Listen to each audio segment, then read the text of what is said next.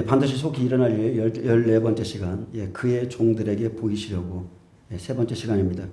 하나님은 그의 종들에게 보이시려고 천사를 그 종 요한에게 보내셨다 했습니다. 예수님의 초림 때에도 천사들의 방문을 받은 자들이 있었고, 예수님의 초림 때에 성령의 위로를 받고 성령의 음성을 들은 자들이 있었고요. 마지막 때도 똑같죠. 마지막 때도 천사의 기별을 받은 자도 있을 것이고, 가장 중요한 것은 성령님의 내주교통 인도하심을 받는 자가 진짜 인도를 제대로 받고 있는 겁니다. 지금 계시록에 들어가기에 앞서 마지막 서신서가 유다서죠. 유다서에 보면 이런 말씀이 있습니다. 자, 우리에게 경고하는 거죠. 마지막 시대 심판이 있기 전에 우리에게 경고의 메시지를 주는데, 주께서 백성을 애굽에서 구원해 나시고 후에 믿지 아니하는 자들을 멸하셨다고 그랬어요. 후에 믿지 아니하는 자들, 언약의 말씀을 믿지 아니하는 자들을 멸하셨다 했고요. 또한 자기 지위를 지키지 아니하고 자기 처소를 떠난 천사들을 큰날의 심판까지 영원한 결복으로 옥에 가두셨다. 자, 천사부터 심판하셨죠. 하나님은 이 보이지 않는 영적 세계에서 천사들로부터 자기 지위를 지키지 않고 하나님의 자리를 넘본 그 천사들로 심판하셨고요. 그리고 조금 더 읽다 보니까 뭐가 나와요? 자, 이성 없는 짐승같이 본능으로 아는 사람들이 있죠. 주의 종들이 쭉쭉 나옵니다. 11절에 보면 화 있을진저 이 사람들이요 그랬어요. 근데 어떤 사람은 마지막 때 있을 일을 하나님께 계시받는 종이 있고, 어떤 종들은 하나님의 뜻을 하나님께 쓰임받다가 버림받는 종이 있는데, 11절은 그 종들에 대한 말이죠. 화 있을진저 이 사람들이요 가인의 길에 행하였으며 그랬습니다. 가인의 길, 예배의 실패자죠. 가인은 예배의 실패자입니다. 하나님은 짐승의 피로 드리는 제사를 원하셨는데 이들은 여전히 땅의 것을 소산으로 드렸어요. 그것은 예배가 아니죠. 저와 여러분도 잘못된 예배를 드릴 수 있습니다. 예배를 바로잡으셔야 돼요. 두 번째는 발람의 어그러진 길로 몰려갔다고 그랬어요. 사람들이 그 거짓 선지자, 예언을 통해서 사람들을 죽이는 자, 그 발람의 길로 사람들이 몰려가서 함께 죽었죠. 다 배도하고 죽었습니다. 세 번째입니다. 고라의 패역을 따라 멸망했다 그랬어요. 넘지 말아야 될 하나님의 그 권위의 선을 넘은 자들 있죠. 넘지 말아야 됩니다. 근데 고라가 모세를 도당을 해서 모세를 대적했죠. 그 일로 인해서 땅이 갈라져서 그들은 산채로 지옥에 떨어졌습니다. 이렇듯이 이런 자들을 쭉 설명하면서 마지막 때 에녹을 통해서 말했습니다. 에녹은 예언자입니다. 그 시대의 예언자인데, 이는 무사람을 심판하사 모든 경건하지 않은 자가 경건하지 않게 행한 모든 경건하지 않은 일과 또 경건하지 않은 죄인들이 주를 거슬러서 한 모든 완악한 말, 그 말을 심판한다고 그랬어요. 완악한 말로 말미암아 그들을 정죄하려 하심이라 했습니다. 그리고 이 사람들은 원망하는 자라고 그랬어요. 원망입니다. 생활이 원망이에요. 그리고 불만을 토로하고 그 정욕대로 행하고 그 입으로 자랑하는 말을 하고 이익을 위해서 아첨하는 자라 했고요. 그래서 마지막으로 계시록 이제 환란에 들어가기 전에 훈계와 권면을 하는 겁니다. 사랑하는 자들아, 너희는 우리 주 예수 그리스도의 사도들이 미리 한 말을 기억하라 그랬어요. 그들이 너희에게 말하기를 마지막 때에 자기의 경건하지 않은 정욕대로 행하여 조롱하는 자들이 있으리라 했고요. 이 사람들은 분열을 일으키는 자며 육에 속한 자며, 자, 특징입니다. 분열을 일으키고 육에 속한 자고 성령이 없는 사람들이라고 그랬습니다. 사랑하는 자들아, 너희는 너희의 지극히 거룩한 믿음 위에 자신을 세우며 성령으로 기도하며 하나님의 사랑 안에서 자신을 지키며 영생에 이르도록 우리 주 예수 그리스도의 긍휼을 기다리라. 어떤 의심하는 자들을 긍휼히 여기라. 또 어떤 자를 불에서 끌어내어 구원하라. 또 어떤 자를 그 육체로 더럽힌 옷까지도 미워하되 두려움으로 긍휼히 여기라. 능히 너희를 보호하사 거침이 없게 하시고 너희로 그 영광 앞에 흠이 없이 기쁨으로 서게 하실리 곧 우리 구주 홀로 하나이신 하나님께 우리 주 예수 그리스도로 말미암아 영광과 위엄과 권력과 권세가 영원전부터 이제와 영원토록 있을지어다. 아멘. 자, 이렇게 야고보의 형제 유다를 통해서 우리에게 권면하신 말씀을 잘 새기고, 그리고서 이제 계시록을 좀 보겠습니다. 예수님의 초림 때에 별들을 통해서 예수님의 나심을 알게 했습니다. 마태복음 2장 1절에서 13절 말씀이죠. 깨어있는 사람들은요, 초림 때도 알았습니다. 그렇다면 예수님 재림 때도 알 수 있죠. 더 잘 알 수 있습니다. 동방에서 하나님의 빛을 받은 자들이 그의 별을 보고 알았다고 했는데, 그러나 먼저 알아야 될 예루살렘 말씀을 가진 사람들은 후에 알았죠. 후에 알고 그들은 소동했습니다. 만약에 그들이 참 종이었다면, 바리새인 서기관 종교 지도자들, 헤롯 옆에 있던 그들이 참 종이었다면, 아니면 그들의 말을 듣고 있던 하나님의 백성이 참 백성이었다면 동방 박사들의 말을 듣고 이제 깨어서 주님을 맞이할 준비를 했어야 됩니다. 마태복음 2장 1절에 헤롯 왕 때에 예수께서 유대 베들레헴에서 나심에 동방으로부터, 자, 동방은 동쪽으로부터라는 뜻입니다. 아마도 가장 이렇게 주석을 살펴보아도 가장 근접한 곳이 유대인 포로들이 있었던 바벨론일 것이라고 다들 그렇게 말합니다. 왜 그래요? 그들의 영향을 받은 사람들이 있었죠. 디아스포라들의 영향, 끌려간 자들의 영향을 받아서 다니엘과 구약의 다니엘과 메시아에 대한 오심에 대한 구약의 예언의 깊은 지식을 가진 사람들이 그곳에서 있었고, 때가 되면 하나님이 그들을 사용해서 계시를 통해서 그들을 예루살렘에 이끌어서 그 잠자고 있는, 암흑 중에 잠자고 있는 그들에게 알리신 거죠. 그래서 동방으로부터 박사들이 예루살렘에 이르러 말하되 유대인의 왕으로 나시니가 어디 계시냐? 우리가 동방에서 그의 배를 보고 그에게 경배하러 왔노라 하니 헤롯 왕과 온 예루살렘이 듣고 소동한지라. 아멘. 여러분 생각해 보세요. 입장을 한번 바꿔놓고 생각해 볼까요? 우리가 여기서 열심히 예배드리고 있는데 갑자기 이상한 사람들이 와서 유대인의 왕으로 나신 이가 어디 있느냐 이러면 어떨 것 같아요? 우리는 지금 예배하고 있는데, 우리는 유대인의 왕으로 나신 이를 기대도 않고 생각도 않고 살았는데, 그냥 예배만 드리고 살았는데 유대인의 왕으로 나신 이가 어디 있느냐. 청청병력 같은 소리겠죠. 예배의 실패자입니다. 그들은 잘못된 사람들이에요. 예수님께서 이 땅에 임하셨을 때 헤롯 왕이 통치하고 있던 기간을 여기다 기록해 놨습니다. 이 땅에 오신 예수님의 탄생 일자를 기산하기 위함이고, 또 이스라엘의 왕통이 단절되고 이방인의 통치가 본격적으로 실험됨으로써 홀이 유다를 떠나고 치리자의 지팡이가 그 발 사이에 떠나므로 바로 지금은 실로가 오실 때이고 백성이 그에게 복종할 때라는 야곱 예언의 성취를 묵시적으로 보여주고 있습니다. 이러한 사회적 배경은 재림 때나 똑같습니다. 초림 때나 재림 때나 똑같아요. 앞으로 예루살렘 성전이 지어질 때가 예수 그리스도가 오실 때이고 그의 백성이 그에게 복종해서 준비해야 될 때인 겁니다. 아멘. 저와 여러분은 지금 이 경고의 메시지를 다 들었어요. 이방 땅에서 보냈죠. 동방 박사를 보내서 왕의 오심을 알린 것 같이 마지막 시대 똑같습니다. 이방인 두 증인이 예루살렘에 들어가서 그 성의 복음을 전할 때 큰 소동이 일어나죠. 예수 그리스도를 전파하면 똑같아요. 초림이나 재림이나 똑같고 사역 기간도 똑같고 3년 6개월 1260일이에요. 그래서 헤롯 왕이 엄청난 충격을 받고 모든 대제사장과 백성이 서기관들을 데려다가 예수님의 태어날 곳을 물었습니다. 왜 그렇습니까? 예수님이 오시면 심판이 있죠. 말씀에 그렇게 기록되어 있어요. 예수님은 율법 백성들을 추수하러 왔어요.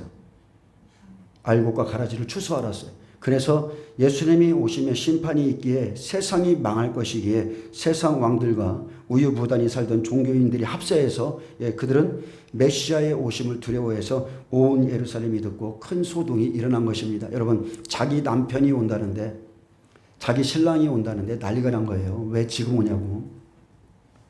소동은 헬라어로 타라소입니다. 뒤흔들리다, 흔들릴 정도로, 그리고 당황하다, 무섭게 하다는 뜻인데, 그 당시 예루살렘 성나의 그 심한 불안과 공포의 현장을 생동감 있게 보여주고 있습니다.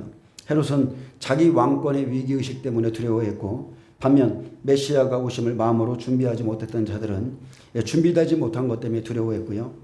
또 사회 정치적 혼돈, 생존의 위협 이런 것 때문에 심각한 두려움에 떨 수밖에 없었습니다. 저와 여러분은 떨으면 안 됩니다. 주님이 오심을 기쁨으로 맞아야 돼요. 그래서 이 소동은 그들이 믿고 있던 그 평화의 왕이시며 모든 역사의 처음과 끝이 되신 예수님께서 오실 때에 악인들에게 미칠 그들의 궁극적인 모습을 지금 미리 보여주고 있는 겁니다. 동방에서 박사들이 그의 별을 보고 경배하러 왔듯이 준비되지 않은 자에게 소동이죠. 큰 소동이 앞으로도 일어날 겁니다. 하나님은 세상을 들어서라도 하나님이 하실 일을 반드시 이루시는 분이십니다. 자, 4절 보겠습니다. 왕이 모든 대제사장과 백성의 서기관들을 모아 그리스도가 어디서 나겠느냐 물으니 이르되 유대 베들레헴이오니 이는 선지자로 이렇게 기록된 바 또 유대 땅 베들레헴아 너는 유대 고을 중에서 가장 작지 아니하도다. 내게서 한 다스리는 자가 나와서 내 백성 이스라엘의 목자가 되리라 하였음이니이다. 자, 이들은 성경을 꺼내들었습니다. 그리고 나서 선지자들이 말한 것을 찾았어요. 베들레헴에서 나올 것이다. 이에 헤롯이 가만히 박사들을 불러서, 박사들은 증인들이죠. 그 시대의 증인들인데 종들이죠. 별이 나타난 때를 자세히 묻고 베들레헴으로 보내며 이르되 가서 아기에 대하여 자세히 알아보고 찾거든 내게 구하여 나도 가서 그에게 경배하게 하라. 얼마나 정중하게 이들을 대했을까요? 근데 이것을 영적으로 분별해야죠. 헤롯은 가서 찾아서 나도 가서 경배할 테니까 나에게 좀 알려줘. 그러나 헤롯의 본 마음은 뭐예요? 찾아서 죽이려는 거였죠. 여러분, 영적인 분별력이 있어야 돼요. 그래서 시대적으로 잠자고 있던 대제사장과 서기관들이 왕의 명령을 받았습니다. 그래서 그리스도가 미가서 5장 2절 말씀에 근거해서 베들레헴에 그 떡집에 오실 것이라 말해 주었죠. 그 시대의 대제사장 서기관들은요, 짐승 제사를 드리기에 아주 능숙한 사람들이었습니다. 다른 건 모르겠지만 짐승을 각을 쳐서 내고 쓸고 피를 빼고 태우고 아주 능숙했어요. 이게 예배인 줄 알았어요. 이게 예배인 줄 알았어요. 왜 그러한 예배를 드리는지는 깨닫지 못했다는 거죠. 그 일을 계속하고 있으면서, 안수해서 죄를 대속하고 있으면서 왜 지금 자기가 이 일을 하는지를 생각하지 못하는 거예요. 시대를 분별하지 못하죠. 습관처럼 예배만 드리죠. 이 사람들은 미련한 다섯 처녀처럼 주님을 맞이할 수 없습니다. 그들에겐 베들레헴에서 나실 것이란 자기들의 입으로 실토해 놓고서도 베들레헴까지 찾아갈 열정조차도 없습니다. 그리스도가 거기서 나신다. 이 시대에 주님이 왕이 오셨다. 알아요. 성경에 기록된 것도 다 알아요. 찾아갈 열정이 없어요. 나의 왕, 나의 주를 찾아갈 열정도 없어요. 그냥 종교적인 습관처럼 그냥 예배 드리는 겁니다. 예배. 그래서 헤롯은 가서 아기에 대해 자세히 알아보고 찾거든 내게 구하여 나도 가서 그에게 경배하라 말했지만 실상은 찾아서 죽이려는 목적을 갖고 있었습니다. 메시아의 탄생지는 기록된 대로 베들레헴이었지만 하나님은 가이사 아구두스를 사용해서 천하로 다 호적하라 하셨고, 요셉도 다윗의 족속이므로 갈릴리 나사렛 동네에서 유대의 베들레헴이라는 다윗의 동네로 가게 하심으로 예수님의 출생지는 베들레헴이지만 예수님의 출생지가 베들레헴인 것을 하나님도 숨기셨어요.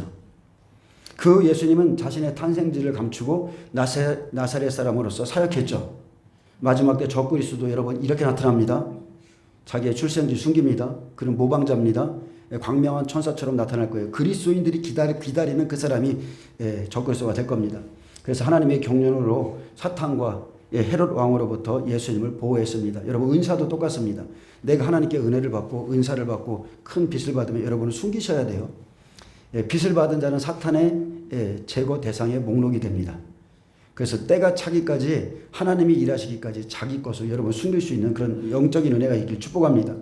보았다고 들었다고 막 떠벌리고 다니다가 죽습니다. 영적으로 팍 죽습니다.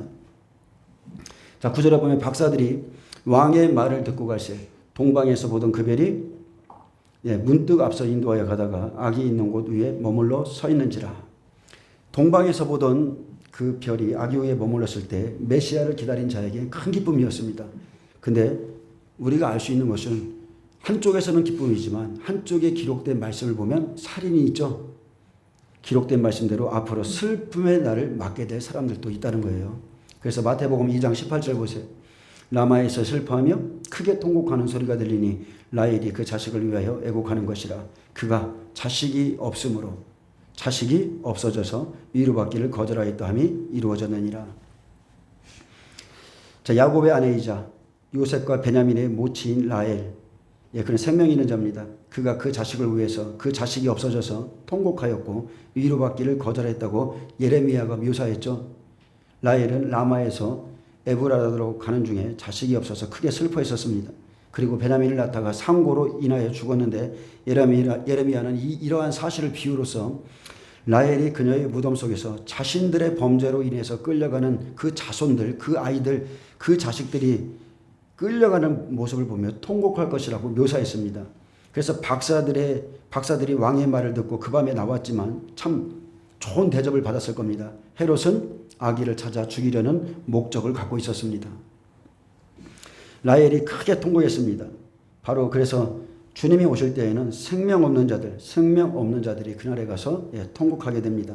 그날 자식을 잃은 아픔으로 인해서 심하게 소리내어 우는데 바로 예레미야 시대의 외침이 세례요한 때 이루어졌죠. 여러분, 말씀은 그대로 성취됩니다. 헤롯이 2살부터 하나님은 그를 그냥 내버려 두시는 거예요. 헤롯이 2살부터 그 아래의 산의 아이를 찾아서 다 죽이는데 이에 예레미야를 통해 하신 예언의 말씀이 그대로 이루어지기 때문에 여러분, 하나님의 말씀은 살아있는 말씀인 겁니다. 시대와 상관없습니다. 하나님의 말씀은 살아있습니다.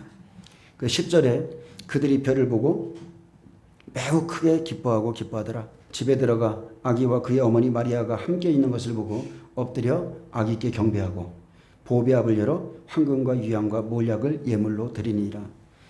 자, 동방박사는 다시 별을 보게 됐습니다. 그리고 크게 기뻐했습니다. 그곳에는 하나님의 임재로 인한 또 인도하심으로 인한 큰 기쁨이 있었고, 그리고 그들이 찾은 그 경배의 대상은 바로 마리아가 아니죠. 오직 예수님이었습니다. 여러분, 경배의 대상을 똑바로 하시기 바랍니다. 경배의 대상은 오직 예수님께요. 또 12절에 그들은 꿈에 헤롯에게 돌아가지 말라 지시하심을 받아 다른 길로 고국에 돌아가니라. 자, 하나님은 이 동방박사들, 이 증인들을 위해서 꿈에 헤롯에게 돌아가지 말라 하셨고, 그들은 즉시 지시하신 대로 순종했습니다. 하나님의 뜻은 꿈으로라도 이루어집니다. 돌들로 소리 지르게 하시죠. 당나귀의 입을 여시죠. 아이들의 입을 열어서 말씀하시죠. 눈 뜨세요. 눈 뜨시기 바랍니다.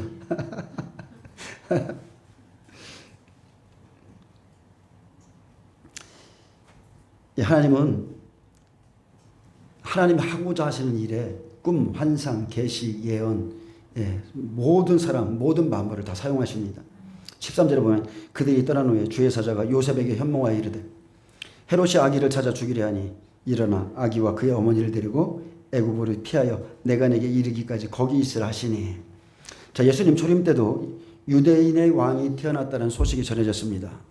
큰 소문이 있었죠. 그리고 예수님의 30세의 공생애가 시작됐다는 것. 큰 소동이 있었고 그 소문은 온 예루살렘으로 시작해서 다 퍼졌습니다. 근데 예수님은 30세가 될 때까지 잠잠하셨죠. 아직 하나님의 때가 아니기 때문에 그렇죠. 그 전에 먼저 사람들을 깨워야 돼요. 동방박사로 깨웠고, 그리고 그 시간에 그의 종 세례 요한이 광야에서 준비되고 있었습니다. 그는 주의 오실 길을 준비하라는 명령을 받았고, 그래서 평안할 그때입니다.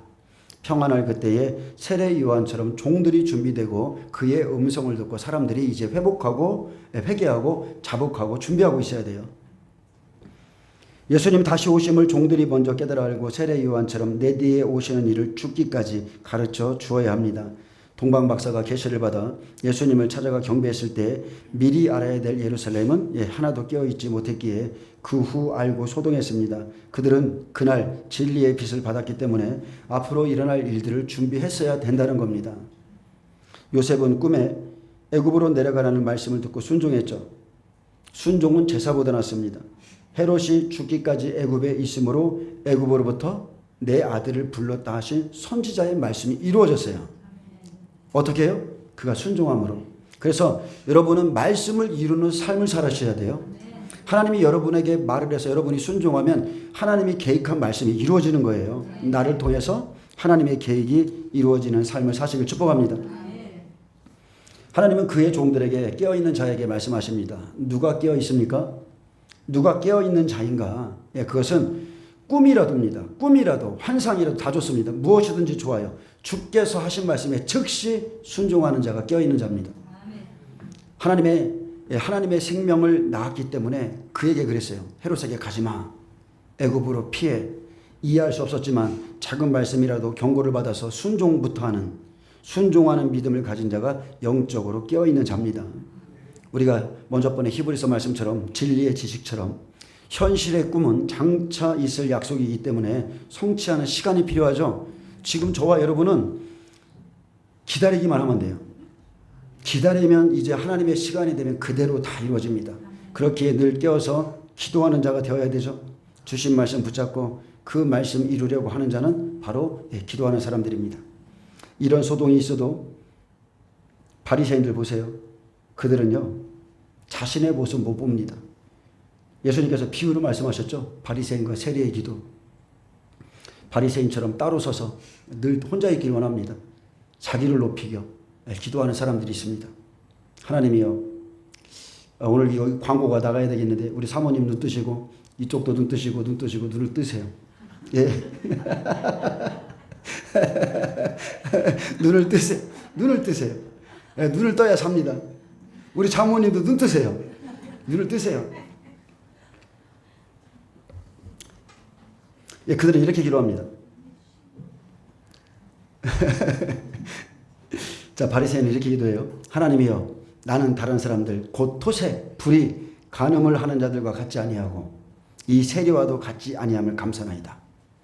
나는 일해에 2번씩 금식하고 또 소독에 11조를 드리나이다. 이 사람들은 이것이 자기들의 의여서요.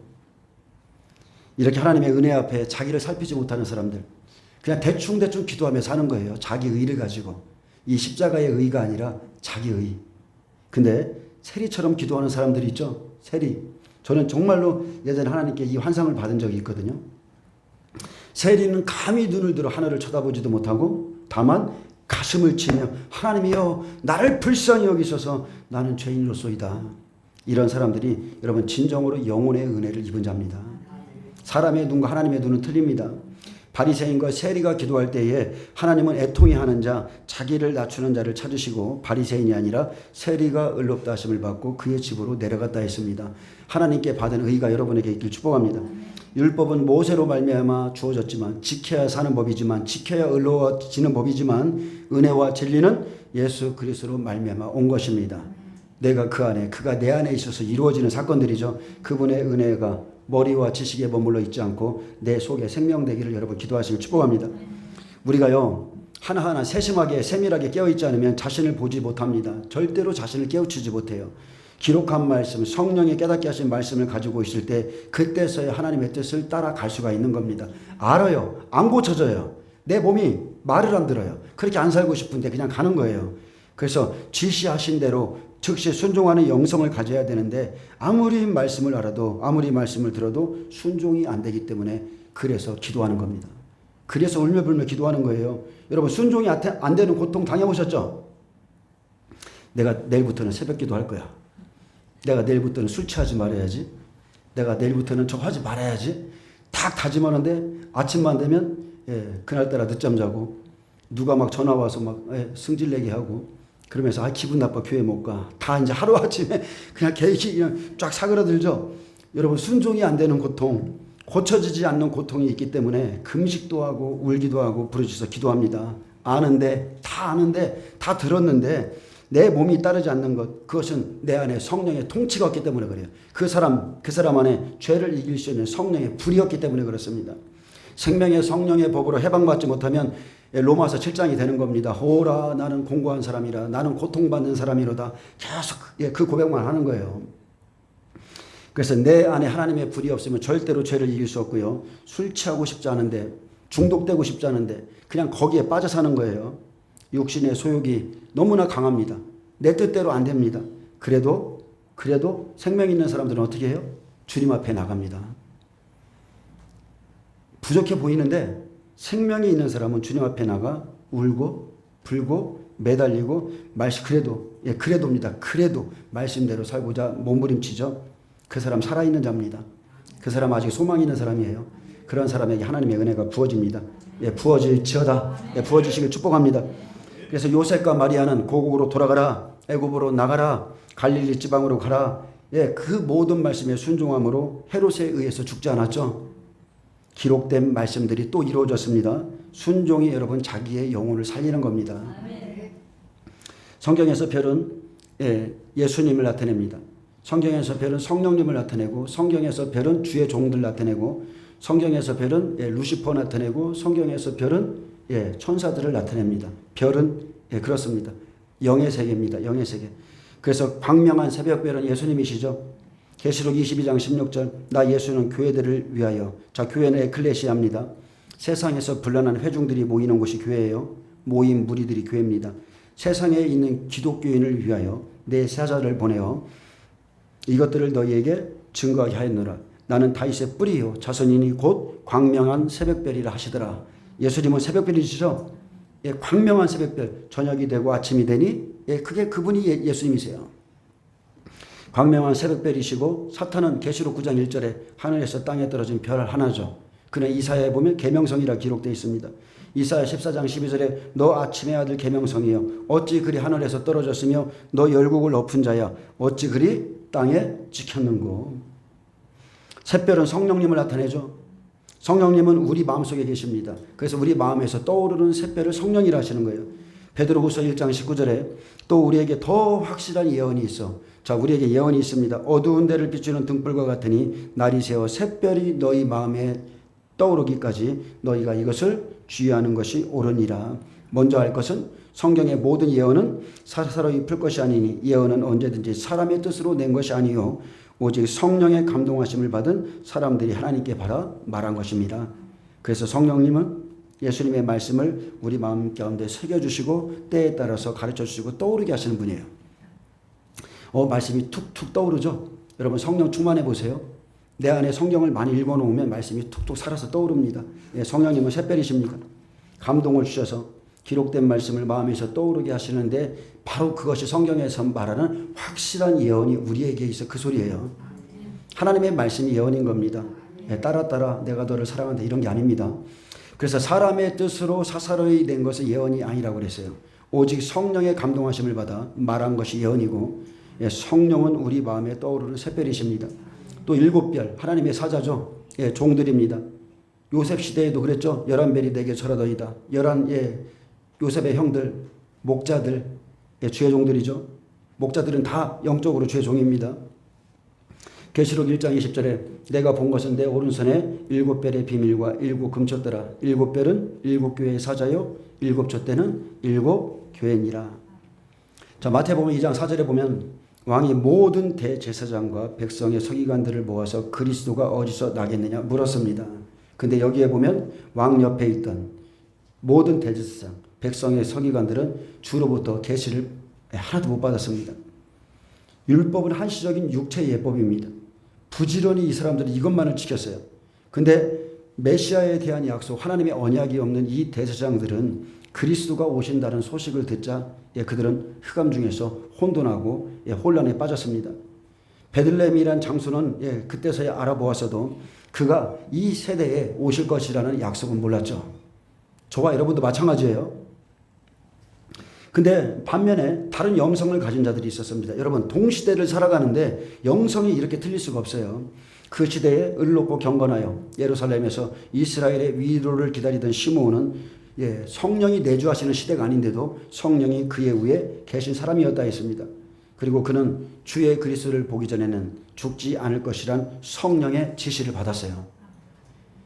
밤중에 양떼를 치는 목자들에게는 천사를 보내셨고 성전에서 이스라엘을 위로를 기다리는 자에게는 성령이 그 위에 계셔서 성령의 지시를 받게 했습니다. 시므온은 확실히 받았어요. 내가 죽기 전에 메시아가 오신다는 약속을 받았습니다. 제가 여러분에게 말씀했죠. 제가 2번 받았습니다. 저는 2번이나 이 시대에 주님이 오신다는 말씀을 제가 살아있을 때 오신다는 말씀을 받은 사람이에요. 저보고 2단이라고 3단이라고 5단이라고 해도 상관없어요. 사람들의 말은 제게 관심도 없어요. 성령이 내게 말씀하셨기 때문에 저는 말하는 겁니다. 그리고 저는 실제적으로 그 약속을 믿고 사는 사람이고 시므온은 약속을 가진 자로서 이스라엘의 위로를 기다렸습니다. 그는 이방인이 죽게 돌아오는 것보다 오히려 믿는 자기 백성이 타락해 가는 것, 그 성전에서 타락해 가는 것을 보고서 더 안타까워서 주님의 재림을 기다린 사람이에요. 남은 백성이라도 오셔서 우리를 구원해 주소서. 사도 바울과 같이 자기 백성 때문에 아파한 사람, 저와 여러분에게도 이런 소망이 있길 원합니다. 이스라엘 할 거 없어요. 교회에 와서는 기도조차 않는 사람들이 무슨 이스라엘 그러고 있어요. 안 그렇습니까? 교회가 더 타락하기 전에, 더 배도하기 전에 주여 어서 오셔서 우리의 동족들을 구원해 주소서.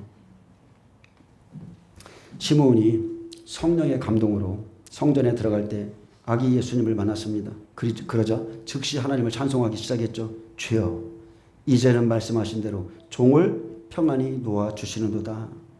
여러분 이 고백 생각해 보신 적 있습니까? 얼마나 애타게 주님을 기다린 자의 고백입니까? 그리고 내 눈이 주의 구원을 보았다고 말했습니다. 말씀의 지시를 받은 사람은요, 반드시 구원을 보게 되어 있습니다. 아멘. 말씀을 받은 사람은 반드시 그 말씀의 구원을 받아요. 요한일서 1장 1절에 보면 태초에 있는 생명의 말씀에 관하여는 우리가 들은 바요 눈으로 본 바요 자세히 보고 우리의 손으로 만진 바라 그랬어요. 말씀은 이런 겁니다. 그대로 이루어지는 겁니다. 그래서 주님을 기다린 자와 도둑같이 맞이한 자의 모습을 지금 극명하게 보여주고 있죠. 동시대를 살아가고 있습니다. 똑같이 예수를 믿습니다. 근데 얼마나 다른 영성을 가지고 삽니까? 얼마나 다른 목적을 가지고 살아요? 우리가 드리는 예배의 목적이 뭡니까? 우리가 드리는 예배의 목적은 잠깐 오면 오실 이가 오시리니 이거예요. 아멘. 그 오실 예수님을 기다리는 것이 우리가 예배를 드리는 목적인 거예요. 오늘 우리끼리 모여서 좋고 뭐 식사하고 이런 게 아니에요. 때를 분별하지 못한 채 그리스도를 맞이하게 된다면 바로 이들처럼 미래는 다섯 처녀들처럼 다 혼돈에 빠지는 겁니다. 예수님이 태어날 때 하나님의 아들들 즉 천사들을 통해서 동방박사들에게 알게 했습니다. 예수님 태어나실 때 앞서 인도하던 별은 천문학의 별이 아닙니다. 많은 사람들은 초자연적인 하나님의 별이다, 역사다 이렇게 말하는데 아닙니다. 마태는 분명히 별이 박사들을 예루살렘으로 인도했다고 그렇게 기록하지 않았습니다. 그의 별을 보고 그에게 경배하러 왔노라 말했지만 바로 그 시간에 예수님은 그곳에 예루살렘에 계셨어요? 안 계셨어요? 안 계셨어요. 10절에 보면 별을 보고 크게 기뻐한 것은 별의 인도를 받긴 받았지만 별이 계속적으로 보이지 않았음을 시사합니다. 그래서 별을 통한 하나님의 인도하심을 받던 박사들이 유대인의 왕이 탄생할 곳은 당연히 어디라고 생각하겠어요? 당연히 예루살렘일 것이란 그 판단하에 예루살렘을 찾았죠. 그의 발걸음을 인도하시는 분은 하나님이세요. 그래서 예루살렘이 깨어나도록 왕이 오신다는 소식을 전해주었고 그곳에서 헤롯의 경건하게 보이는 말을 듣고 배웅을 받고 그들이 예루살렘을 떠났을 때 그 별이 문득 앞서 인도에 가다가 다시 아기 있는 곳에 머물러 그냥 서 있었습니다. 하나님은 혼탁하고 부패한 세상 가운데서 박사들에게 바른 길을 제시하도록 별을 보이셨습니다. 세상 가운데서 참 생명이신 예수님께 인도하는 유일한 힘은 여러분 딱 하나입니다. 바로 예수 그리스도의 계시, 하나님의 계시뿐입니다. 아멘. 지금도 해를 옷 입은 한 여자 하면은 12별의 관을 쓴 여자 하면 천체를 말하는데 그것은 어리석은 얘기죠. 그런 뜻이 아니죠. 영적으로 복음과 지금 율법을 설명하고 있는데 그래서 구약은 천사의 중보 시대이기 때문에 새벽별들인 천사들이 앞서서 박사들을 인도하고 있었던 겁니다. 천사의 계시를 받은 거예요. 이해되십니까? 율법을 갖다 줄 때도 천사의 중보로 주어졌죠. 베들레헴에서 예수님이 탄생하셨을 때 목자들에게 누가 나타났어요? 천사들이 나타났어요. 자, 여기서 앞서 인도하여라는 단어는 헬라어 프로오겐입니다. 이 동작의 계속성, 인도의 계속성을 나타내는데 즉 손으로 이끌듯이 계속해서 이렇게 이리와 인도하는 상태를 나타내는 용어예요. 그래서 별이 동방으로부터 시작해 베들레헴까지 앞서 인도했고 그 별은 베들레헴 동네 위 아기 있는 곳에서 조금도 움직이지 않고 굳게 머물러 있었습니다. 여러분, 저는 하나님의 초자연적인 역사를 믿습니다. 하나님의 역사는 언제나 초자연적이에요. 영적인 거기 때문에 그렇습니다. 그래서 별이 인도한 최종 목적지는 하나님의 임재하심과 은혜가 있는 곳, 곧 임마누엘이신 예수님이 탄생하신 곳이었습니다. 그래서 여러분, 오직 예수께 머물러 있는 곳에 구원이 있습니다. 천사들이 인도하는 곳은 바로 그곳이에요. 그곳에 충만하고 차고 넘치는 무한한 기쁨이 있고 세상이 맛볼 수 없는 기쁨이 주어집니다. 그래서 천사들을 통하여 예수님께 인도하신 하나님께서 마지막 날에는 성령을 통해서 우리를 인도해 가십니다. 성령의 인도를 받으시길 축복합니다. 누가 막 신령하다 보았다 뭘 계시를 받다 여러분 성령님의 인도가 최고예요. 그래서 욥기 38장 6절에 그것의 주초는 무엇에 세웠으며 그 모퉁이 돌은 누가 놓았었느냐. 여기서 모퉁이 돌은 누구예요? 예수님이시죠. 모퉁이 돌은 예수님이에요. 신약의 예수님이에요. 그때에 새벽별들이 기뻐 노래하며 하나님의 아들들이 다 기쁘게 소리를 질렀느니라. 누구예요? 천사들이죠. 천사들입니다. 그리고 실제로 이 욥기에서 말한 이 일들 새벽별들이 기뻐하고 하나님의 아들들이 다 기쁘게 소리를 지르고 바로 그때 이 말씀이 누가복음 2장에 있죠. 누가복음 2장. 자, 누가복음 2장 8장에 보면 그 지역의 목자들이 밤에 밖에서 자기 양떼를 지키더니, 여러분 일단은 천사의 실체를 믿으시기 바랍니다. 히브리서 1장 14절에는 모든 천사들은 섬기는 영으로서 구원받은 상속자들을 위하여 섬기라고 보내심이 아니냐 그랬습니다. 예수님도 병 고치는 천사들과 함께 했고, 그리고 많은 천사들과 함께 했죠. 예수님을 수종드는 천사들이 있어서요. 예수님께서 태어나셨을 때 그 지역에 밤에 깨어있는 목자들이 있었죠. 그들은 종들입니다. 밤이라는 것은 죄악이 관영할 때를 말하죠. 빛이 없는 암흑기 400년의 밤이었고, 거짓 선지자들이 양떼를 잡아먹는 그 시간에 이 일이 일어났습니다. 그래서 밖에서 자기 양떼를 지키더니, 이 말은 문맥은 양들, 양인데 양떼를 지켰다는 건데 종들을 의미하는 거예요. 그래서 이렇게 흑암 중에 자기의 하나님의 어린 양들을 지키는 자, 세속에 물들지 않도록 생명의 말씀으로 맡겨준 양떼를 지키는 자들에게 바로 그 종들에게 하나님의 뜻을 알게 합니다. 아들들이 다 기뻐하는 겁니다. 그래서 마태복음은 예수님을 왕으로 표현하죠. 그래서 족보가 하나님부터 내려와요. 그리고 동방 박사들이 왔고 왕의 족보를 제시합니다. 근데 누가복음 거꾸로죠.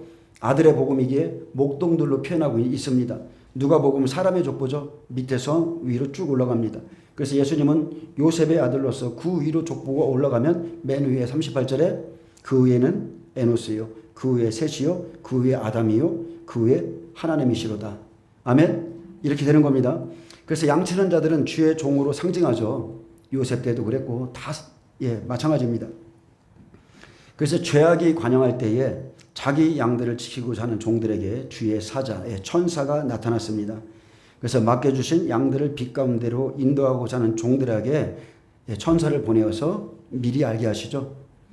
세례 요한에게 천사를 보내신 것처럼 이 시대도 마찬가지라는 거예요. 천사를 통해서 미리 알게 했습니다. 누가복음 2장 10절 천사가 이르되, 자, 천사가 말해주고, 마태복음 2장 1절 동방으로부터 박사들이 예루살렘에 이르러 말하되 유대인의 왕으로 나신 이가 어디 있느냐 이렇게 말하고요. 마태복음 24장 44절 마지막 시대에는 때를 따라 양식을 나눠줄 자가 누구냐, 바로 그의 종에게 말씀한다는 거예요. 그래서 9절 주의 사자가 곁에 서고 주의 영광이 그들을 두루 비춤에 크게 무서워하는지라. 천사가 이르되 무서워하지 말라. 보라, 내가 온 백성에게 미칠 큰 기쁨의 좋은 소식은 너희에게 전하노라. 오늘 다윗의 동네에 너희를 위하여 구주가 나셨으니 곧 그리스도 주시니라. 너희가 가서 명확한 지시를 받습니다. 강보에 쌓여 구유에 누워있는 아기를 보리니 이것이 너희에게 표적이니라 하더니 호련히 수많은 천군이 그 천사들과 함께 하나님을 찬송하여 이르되. 자, 이 사람들은 새벽별들이에요. 지극히 높은 곳에서는 하나님께 영광이요 땅에서는 하나님이 기뻐하신 사람들 중에 평화로다 하니라. 아멘. 자, 이 시대를 볼까요? 예수님 시대. 주의 오심을 아는 것, 모든 사람이 계시를 받았습니까? 아니죠. 주의 오심을 아는 것도 모든 이들이 받는 계시가 아닙니다. 이것은 은혜로 되는 거예요. 깨어있는 자에게 노아의 때 그 시대에 의롭고 완전한 자, 온전한 자라고 그랬어요. 욥도 마찬가지죠. 그 시대에 당대의 완전한 자, 그런 사람들, 깨어있는 자에게 말씀하는 겁니다. 밤에 밖에서 자기 양떼를 지키는 목자들, 하나님과 의합한 사람, 뜻이 같은 사람, 뜻이 같아서 하나님과 동행하는 사람들, 땅에서는 하나님이 기뻐하신 사람들 중에 평화로다 있습니다. 하나님이 기뻐하신 사람들. 그래서 하나님이 기뻐하는 종들에게 앞으로 일어날 일을 계시로 나타냅니다. 15절에 천사들이 떠나 하늘로 올라가니, 그래서 천사가 구주가 오셨다는 계시를 명확하게 주었고, 그때 목자들이 말합니다. 이제 베들레헴으로 가서 주께서 우리에게 알리신 바 이 이루어진 일을 보자. 여러분 보세요. 바리새인 서기관 먼저 이 소식을 접했죠. 그들이 베들레헴에 찾아가 봤습니까? 주께서 우리에게 알리신 바 이 이루어진 일을 보자. 그들에게 그런 열정 없죠. 그러나 이 목자들은 열정이 있었다는 거예요. 주를 찾는 열정, 믿음의 행함, 하나님이 말씀하신 거에 순종하는 사람들. 그래서 빨리 가서 마리아와 요셉과 그 위에 누인 아기를 찾아서 보고 천사가 자기들에게 이 아기에 대하여 말한 것을 전하니, 사자가 포효하는 겁니다. 사자가 확실히 뭉친 것이 있기 때문에 부르짖는 거예요. 담대하게. 왜요? 찾아서 봤잖아요. 하나님 말씀하신 것이 실제임을 봤거든요. 그래서 말한 것을 전하니 듣는 자의 반응이 어때요? 실제 받았기 때문에 듣는 자의 반응이 다 목자들이 그들에게 말하는 것을 놀랍게 여기다 그러는 겁니다. 믿어지는 거예요. 듣고 본 사람이 전하면 믿어지는 거예요. 그래서 하나님은 그 종들을 통해서 예수님의 오심을 전하도록 하셨고 많은 사람들이 이 소식을 목자들로부터 접하고 그들의 말을 놀랍게 여기었습니다. 근데 우리가 알 수 있는 것은 놀랍게 여기는 자가 있고요. 이 말씀을 듣고 마음에 새기고 생각하는 사람들이 있다는 거예요. 19절 봅니다. 마리아는 이 모든 말을 마음에 새기어 지키어 생각하니라. 틀리죠? 요셉 때도 어떻습니까? 야곱은 그 말씀을 마음에 새겼다고 그랬어요. 목자들은 자기들에게 이르던 바와 같이 그들은 말씀을 듣고 베들레헴까지 완전히 확인했습니다. 자기에게 이르던 바와 같이 듣고 본 그 모든 것으로 인해서 하나님께 영광을 돌리며 찬송하며 돌아가니라. 산믿음이죠. 살아있는 믿음. 주의 말씀을 듣고 본 자들 그리고 경고의 말씀을 주고 30년 후 추수가 시작됩니다. 이 말은 지금 저희 시대에 똑같이 적용되는 거예요. 아멘. 1992년 다미성교회 올해 그 사건이 있은 지 올해 몇 년? 32년이죠? 32년이에요.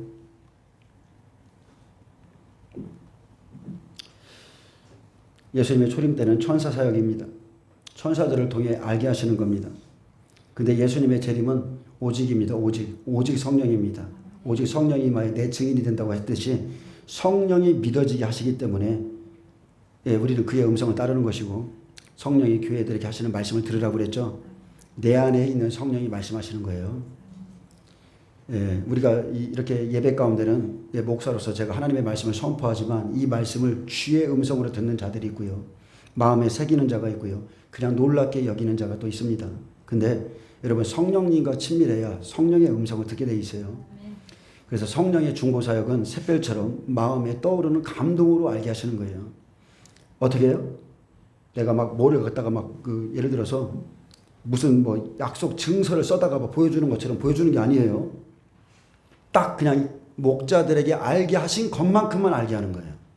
이해되십니까?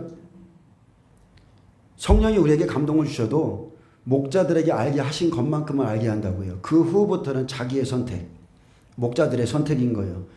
말씀을 찾아가는 사람이 있고 거기서 끝내는 사람이 있고 주의 뜻을 쫓아가는 사람이 있고 관두는 사람이 있고 그래서 알리신 것, 이루신 것을 끝까지 찾아가는 사람이 있는 반면에 듣고도 그래? 놀랍네? 끝내는 사람이 있다는 겁니다. 그러나 종들이 찾아서 보고 확신에 차서 전할 때에 듣는 자가 다 놀랍게 여기게 돼 있습니다. 그 중에 말씀을 마음에 새기고 생각하는 자들이 있죠. 그 사람들이 흔들리지 않고 끝까지 가는 겁니다. 하나님은 이 기쁨의 소식을 또 누구에게 전했습니까? 어떤 사람들이 이 기쁨을 나눠줬어요? 바로 시몬, 안나와 같은 사람들. 이런 사람들에게 자기의 기쁨을 나눠주는 겁니다. 지금 저와 여러분은 하나님의 기쁨 안에 있는 사람들이에요. 매일마다 심판이나 전하고 심판의 말씀 죽겠네 이게 아니라 하나님의 기쁨을 지금 여러분에게 나눠주고 있는 거예요. 미리 알게 하는 거예요. 미리. 초림 예수님이 오셨을 때 시몬도 알고 있었고요. 안나도 알고 있었어요. 안나의 나이를 보세요. 얼마나 눈이 빠지게 주님을 기다렸겠습니까? 성전을 떠나지 아니하고 남편과 겨우 7년 살았습니다. 84년이라는 시간을 성전 안에서 주의 오심을 기다린 여자, 그의 뜻이 이루어지죠? 반드시 이루어집니다.